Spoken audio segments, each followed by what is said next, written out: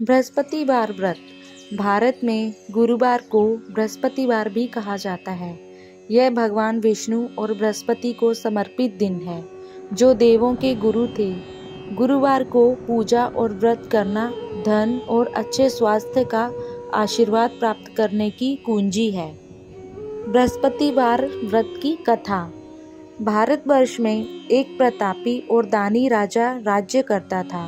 वह नित्य गरीबों को और ब्राह्मणों को सहायता करता था। यह बात उसकी रानी को अच्छी नहीं लगती थी। वह ना ही गरीबों को दान देती, ना ही भगवान का पूजन करती थी और राजा को भी दान देने से मना किया करती थी। एक दिन राजा वन में शिकार करने को गए हुए थे, तो रानी महल में अकेली थी। उसी समय बृहस्पति देव साधु वेश में राजा के महल में भिक्षा के लिए गए और भिक्षा मांगी। रानी ने भिक्षा देने से इनकार किया और कहा, हे साधु महाराज, मैं तो दान पुण्य से तंग आ गई हूँ। मेरा पति सारा धन लुटाते रहते हैं। मेरी इच्छा है कि हमारा सारा धन नष्ट हो जाए, फिर ना रहेगा बांस, ना बजेगी बांसुरी। साधु ने कहा, देवी, तुम तो बड़ी विचित्र हो। धन संतान तो सभी चाहते हैं, पुत्र और लक्ष्मी तो पापी के घर भी होने चाहिए। यदि तुम्हारे पास अधिक धन है तो भूखों को भोजन दो, प्यासों के लिए प्याऊ बनवाओ, मुसाफिरों के लिए धर्मशाले खुलवाओ। जो निर्धन अपनी कुंवारी कन्याओं का विवाह नहीं कर सकते, उनका विवाह करा दो। ऐसे और कई काम हैं जिनके करने से तुम्हारा यश लोक परलोक में फैलेगा। परंतु रानी पर उपदेश का कोई प्रभाव ना पड़ा। वह बोली, महाराज, आप मुझे कुछ ना समझाएं। मैं ऐसा धन नहीं चाहती जो हर जगह बांटती फिरूं। साधु ने उत्तर दिया, यदि तुम्हारी ऐसी इच्छा है तो तथास्तु। तुम ऐसा करना कि बृहस्पतिवार को घर लीपकर पीली मिट्टी से अपना सिर धोकर स्नान करना, भट्टी चढ़ाकर कपड़े धोना। ऐसा करने से आपका सारा धन नष्ट हो जाएगा। इतना कहकर वह साधु महाराज जी वहां से आलोप हो गए। साधु के अनुसार कई बातों को पूरा करते हुए रानी को केवल 3 बृहस्पतिवार ही बीते थे कि उसकी समस्त धन संपत्ति नष्ट हो गई। भोजन के लिए राजा का परिवार तरसने लगा। तब एक दिन राजा ने रानी से बोला कि हे रानी, तुम यहीं रहो, मैं दूसरे देश को जाता हूँ, क्योंकि यहाँ के सभी लोग मुझे जानते हैं, इसलिए मैं कोई छोटा कार्य नहीं कर सकता। ऐसा कहकर राजा परदेश चला गया। वहाँ वह जंगल से लकड़ी काटकर लाता और शहर में बेचता। इस तरह वह अपना जीवन व्यतीत करने लगा। इधर राजा के परदेश जाते ही रानी और दासी दुखी होने लगी। एक बार जब रानी और दासी को 7 दिन तक बिना भोजन के रहना पड़ा, तो रानी ने अपनी दासी से कहा, हे दासी, पास ही के नगर में मेरी बहन रहती है, वह बड़ी धनवान है। तू उसके पास जा और कुछ ले आ, ताकि थोड़ी बहुत गुजर बसर हो जाए। दासी रानी की बहन के पास गई। उस दिन गुरुवार था और रानी की बहन उस समय बृहस्पतिवार व्रत की कथा सुन रही थी। दासी ने रानी की बहन को अपनी रानी का संदेश दिया, लेकिन रानी की बड़ी बहन ने कोई उत्तर नहीं दिया। जब दासी को रानी की बहन से कोई उत्तर नहीं मिला तो वह बहुत दुखी हुई और उसे क्रोध भी आया। दासी ने वापस आकर रानी को सारी बात बता दी। ये सुनकर रानी ने अपने भाग्य को कोसा। उधर रानी की बहन ने सोचा कि मेरी बहन की दासी आई थी, परंतु मैं उसे नहीं बोली, इससे वह बहुत दुखी हुई होगी। कथा सुनकर और पूजन समाप्त करके वह अपनी बहन के घर आई और कहने लगी, हे बहन, मैं बृहस्पतिवार का व्रत कर रही थी। तुम्हारी दासी मेरे घर आई थी, परंतु जब तक कथा होती है ना ही बोलते हैं ना ही उठते हैं। तो बताओ दासी क्यों आई थी? रानी बोली, बहन, तुमसे क्या छिपाऊं, हमारे घर में खाने तक को अनाज नहीं था। ऐसा कहते कहते रानी की आंखें भर आई। उसने दासी समेत पिछले 7 दिनों से भूखे रहने तक की बात अपनी बहन को विस्तार पूर्वक सुना दी। रानी की बहन बोली, देखो बहन, भगवान बृहस्पति देव सबकी मनोकामना को पूर्ण करते हैं। देखो तुम्हारे घर में कहीं अनाज रखा हो। पहले तो रानी को विश्वास नहीं हुआ, पर बहन के आग्रह करने पर उसने अपनी दासी को अंदर भेजा तो उसे सचमुच अनाज से भरा एक बड़ा घड़ा मिल गया। यह देखकर दासी को बड़ी हैरानी हुई। दासी रानी से कहने लगी, हे रानी, जब हमको भोजन नहीं मिलता तो हम व्रत ही तो करते हैं, इसलिए क्यों ना इससे व्रत और कथा की विधि पूछ ली जाए ताकि हम भी व्रत कर सके। तब रानी ने अपनी बहन से बृहस्पतिवार के व्रत के बारे में पूछा। उसकी बहन ने बताया, बृहस्पतिवार के व्रत में चने की दाल और मुनक्का से विष्णु भगवान का केले की जड़ में पूजन करें तथा दीपक जलाएं। व्रत कथा सुने और पीला भोजन ही करें और पीले रंग के वस्त्र पहने, इसे बृहस्पति देव प्रसन्न होते हैं। व्रत और पूजन विधि बताकर रानी की बहन अपने घर को लौट गई। 7 दिन के बाद जब गुरुवार आया तो रानी और दासी ने व्रत रखा। गुड़साल में जाकर चना और गुड़ लेकर आई, फिर उसके केले की जड़ तथा विष्णु भगवान का पूजन किया। अब पीला भोजन कहाँ से आए, इस बात को लेकर दोनों बहुत दुखी थे। चूँकि उन्होंने व्रत रखा था, इसलिए बृहस्पति देव उनसे प्रसन्न थे। इसलिए वे एक साधारण व्यक्ति का रूप धारण कर 2 थालों में सुंदर पीला भोजन दासी को दे गए। भोजन पाकर दासी प्रसन्न हुई और फिर रानी के साथ मिलकर भोजन ग्रहण किया। उसके बाद वे सभी गुरुवार को व्रत कर पूजन करने लगी। बृहस्पतिवार को भगवान की कृपा से उनके पास फिर से धन संपत्ति आ गई, परंतु रानी फिर से पहले की तरह आलस्य करने लगी। तब दासी बोली, देखो रानी, तुम पहले भी इस प्रकार आलस्य करती थी। तुम्हें धन रखने में कष्ट होता था, इस कारण सभी धन नष्ट हो गया, और अब जब भगवान बृहस्पति की कृपा से धन मिला है तो तुम्हें फिर से आलस्य आ रहा है।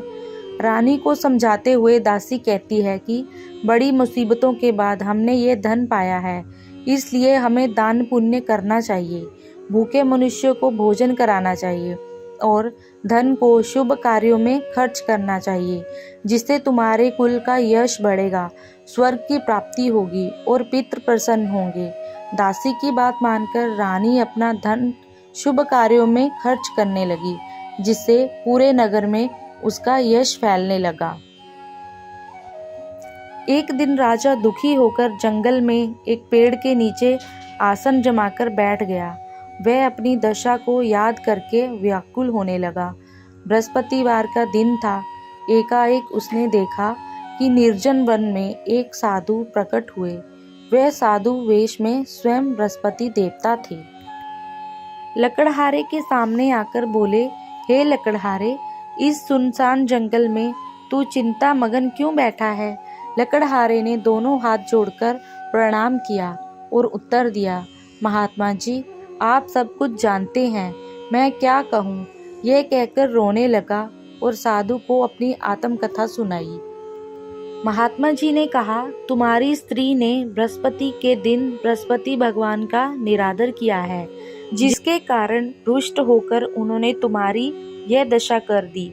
अब तुम चिंता को दूर करके मेरे कहने पर चलो तो तुम्हारे सब कष्ट दूर हो जाएंगे और भगवान पहले से भी अधिक संपत्ति देंगे।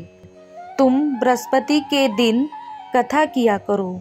2 पैसे के चने मुनक्का लाकर उसका प्रसाद बनाओ और शुद्ध जल से लोटे में शक्कर मिलाकर अमृत तैयार करो।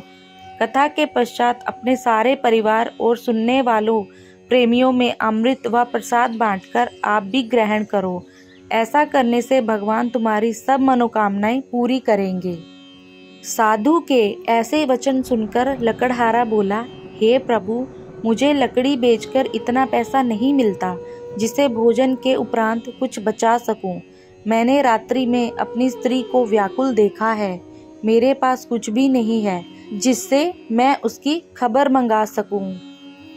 साधु ने कहा, हे लकड़हारे, तुम किसी बात की चिंता मत करो।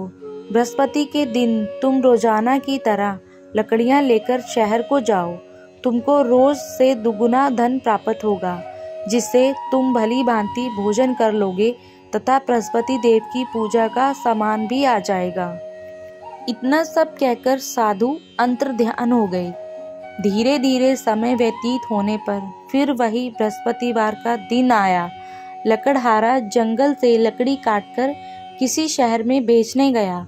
उसे उस दिन और दिन से अधिक पैसा मिला। राजा ने चना गुड़ आदि लाकर गुरुवार का व्रत किया। उस दिन से उसके सभी कलेश दूर हो गए। परंतु जब दोबारा गुरुवार का दिन आया तो बृहस्पतिवार का व्रत करना भूल गया। इस कारण बृहस्पति भगवान नाराज हो गए। उस दिन उस नगर के राजा ने विशाल यज्ञ का आयोजन किया था। शहर में यह घोषणा करा दी थी, कोई भी मनुष्य अपने घर में भोजन ना बनाए, ना आग जलाए। समस्त जनता मेरे यहाँ भोजन करे। इस आज्ञा को जो ना मानेगा उसे फांसी की सजा दी जाएगी। इस तरह की घोषणा संपूर्ण नगर में करवा दी गई थी। राजा की आज्ञा के अनुसार शहर के सारे लोग भोजन करने गए, लेकिन लकड़हारा कुछ देर से पहुंचा। इसलिए राजा उसको अपने साथ घर ले गया और ले जाकर भोजन करा रहे थे तो रानी की दृष्टि उस खूंटी पर पड़ी जिस पर उसका हार लटका हुआ था। वह वहां पर दिखाई नहीं दिया। रानी ने निश्चय किया कि मेरा हार इस मनुष्य ने चुरा लिया है। उसी समय सिपाहियों को बुलाकर उसको कारागार में डलवा दिया। जब लकड़हारा कारागार में पड़ गया और बहुत दुखी होकर विचार करने लगा कि जाने कौन से पूर्व जन्म के कर्म से मुझे यह दुख प्राप्त हुआ है, और उसी साधु को याद करने लगे जो कि जंगल में मिले थे। लकड़हारा ये सब देखकर बहुत दुखी हुआ और सोचने लगा कि अब मैं क्या करूं। उसी समय तत्काल बृहस्पति देव साधु के रूप में प्रकट हुए और उसकी दशा को देखकर कहने लगे, अरे मूर्ख, तूने बृहस्पति देव की कथा नहीं करी, इस कारण तुझे दुख प्राप्त हुआ है। अब चिंता मत कर, बृहस्पतिवार के दिन कारागार के दरवाजे पर 4 पैसे पड़े मिलेंगे, उनसे तू बृहस्पति देव की पूजा करना, तेरे सभी कष्ट दूर हो जाएंगे। बृहस्पति के दिन उसे दरवाजे पर 4 पैसे मिले। लकड़हारे ने कथा करी। उसी रात्रि को बृहस्पति देव ने उस नगर के राजा को स्वप्न में कहा, हे राजा, तुमने जिस आदमी को कारागार में बंद कर दिया है वह निर्दोष है, वह राजा है, उसे छोड़ देना। रानी का हार उसी खूंटी पर लटका है। अगर तू ऐसा नहीं करेगा तो मैं तेरे राज्य को नष्ट कर दूंगा। इस रात्रि के स्वप्न को देखकर राजा प्रातःकाल उठा और खूंटी पर हार देखकर लकड़हारे को बुलाकर क्षमा मांगी तथा लकड़हारे को योग्य सुंदर वस्त्र आभूषण देकर विदा कर दिया। बृहस्पति देव की आज्ञा अनुसार लकड़हारा अपने नगर को चल दिया। राजा अपने नगर के निकट पहुंचा तो उसे देखकर बड़ा आश्चर्य हुआ। नगर में पहले से अधिक बाग, तालाब, कुएं तथा बहुत सी धर्मशाला, मंदिर आदि बन गए थे। राजा ने पूछा, ये किसका बाग और धर्मशाला है? तब नगर के सब लोग कहने लगे, ये सब तो रानी के हैं। तो राजा को आश्चर्य हुआ और गुस्सा भी आया कि ये सब क्या है। जब रानी को पता चला कि राजा नगर में आ रहे हैं तो उन्होंने दासी से कहा कि हे दासी, देख राजा हमको कितनी बुरी हालत में छोड़ गए थे। हमारी ऐसी हालत देखकर वह लौट ना जाए, इसलिए तू दरवाजे पर खड़ी हो जा। आज्ञा अनुसार दासी दरवाजे पर खड़ी हो गई। राजा आए तो उन्हें अपने साथ लिवा लाई। तब राजा ने क्रोध करके अपनी रानी से पूछा कि ये धन तुम्हें कैसे प्राप्त हुआ है? तब उन्होंने कहा, हमें ये सब धन बृहस्पति देव के इस व्रत के प्रभाव से प्राप्त हुआ है। हमने बृहस्पतिवार का व्रत करना शुरू किया है, उसी से ही ये सब कुछ हमें वापस मिला है। राजा ने निश्चय किया कि 7 दिन बाद तो सभी बृहस्पति देव का पूजन करते हैं, परंतु मैं प्रतिदिन दिन में 3 बार कथा तथा रोज व्रत किया करूँगा। अब हर समय राजा के दुपट्टे में चने की दाल बंधी रहती तथा दिन में 3 बार कथा करता। एक रोज राजा ने विचार किया कि चलो अपनी बहन के यहाँ हो आवे। इस तरह निश्चय कर राजा घोड़े पर सवार हो अपनी बहन के यहाँ को चलने लगा। मार्ग में उसने देखा कि कुछ आदमी एक मुर्दे को लिए जा रहे हैं। उन्हें रोककर राजा कहने लगा, अरे भाइयों, मेरी बृहस्पति देव की कथा सुनते जाओ। वे बोले, लो, हमारा तो आदमी मर गया है, इसको अपनी कथा की पड़ी है। परंतु कुछ आदमी बोले, अच्छा कहो, हम तुम्हारी कथा भी सुनेंगे। राजा ने दाल निकाली और जब कथा आधी हुई कि मुर्दा हिलने लग गया, और जब कथा समाप्त हो गई तो राम राम करके मनुष्य उठकर खड़ा हो गया। आगे मार्ग में उसे एक किसान खेत में हल चलाता मिला।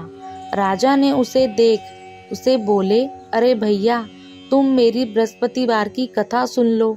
किसान बोला, जब तक मैं तेरी कथा सुनूंगा तब तक 4 हरिया जोत लूंगा। जा अपनी कथा किसी और को सुनाना। इस तरह राजा आगे चलने लगा। राजा के हटते ही बैल पछाड़ खाकर गिर गया तथा किसान के पेट में बड़ी जोर का दर्द होने लगा। उस समय उसकी माँ रोटी लेकर आई। उसने जब यह देखा तो अपने पुत्र से सब हाल पूछा और बेटे ने सभी हाल कह दिया। तो बुढ़िया दौड़ी दौड़ी उस घुड़सवार के पास गई और उसे बोली कि मैं तेरी कथा सुनूंगी, तू अपनी कथा मेरे खेत पर चलकर ही करना। राजा ने बुढ़िया के खेत पर जाकर कथा कही, जिसके सुनते ही वह बैल उठ खड़ा हो गया तथा किसान के पेट का दर्द भी बंद हो गया। फिर राजा अपनी बहन के घर पहुंच गया। राजा ने अपनी बहन से कहा, ऐसा कोई मनुष्य है जिसने भोजन नहीं किया हो, मेरी बृहस्पतिवार की कथा सुन ले। बहन बोली, हे भैया, यह देश ऐसा ही है कि पहले यहाँ लोग भोजन करते हैं, बाद में अन्य काम करते हैं। अगर कोई पड़ोस में है तो मैं बुला लाऊं। वह ऐसा कहकर देखने चली गई, परंतु उसे कोई ऐसा व्यक्ति नहीं मिला जिसने भोजन ना किया हो। अतः वह एक कुमार के घर गई जिसका लड़का बीमार था। उसे मालूम हुआ कि उनके यहाँ 3 रोज से किसी ने भोजन नहीं किया है। रानी ने अपने भाई की कथा सुनने के लिए कुमार से कहा। वह तैयार हो गया। राजा ने जाकर बृहस्पतिवार की कथा सुनाई, जिसको सुनकर उसका लड़का ठीक हो गया। अब तो राजा की प्रशंसा होने लगी। एक रोज राजा ने अपनी बहन से कहा कि हे बहन, हम अपने घर को जाएंगे, तुम भी तैयार हो जाओ। राजा की बहन ने अपनी सास से कहा। सास ने कहा, हाँ चली जा, परंतु अपने लड़कों को मत ले जाना, क्योंकि तेरे भाई के कोई औलाद नहीं है। राजा बहुत दुखी हुआ। बहन ने अपने भैया से कहा, हे भैया, मैं तो चलूंगी, पर कोई बालक नहीं जाएगा। राजा बोला, जब कोई बालक नहीं चलेगा तब तुम ही क्या करोगी। बड़े दुखी मन से राजा अपने घर को वापस लौट आया। रानी बोली, हे प्रभु, बृहस्पति देव ने हमें सब कुछ दिया है, वह हमें औलाद अवश्य देंगे। उसी रात को बृहस्पति देव ने राजा से स्वप्न में कहा, हे राजा, उठ, सभी सोच त्याग कर, तेरी रानी गर्भवती है। 9वें महीने में उसके गर्भ से एक सुंदर पुत्र पैदा हुआ। तब राजा बोला, हे रानी, स्त्री बिना भोजन के रह सकती है, पर बिना कहे नहीं रह सकती।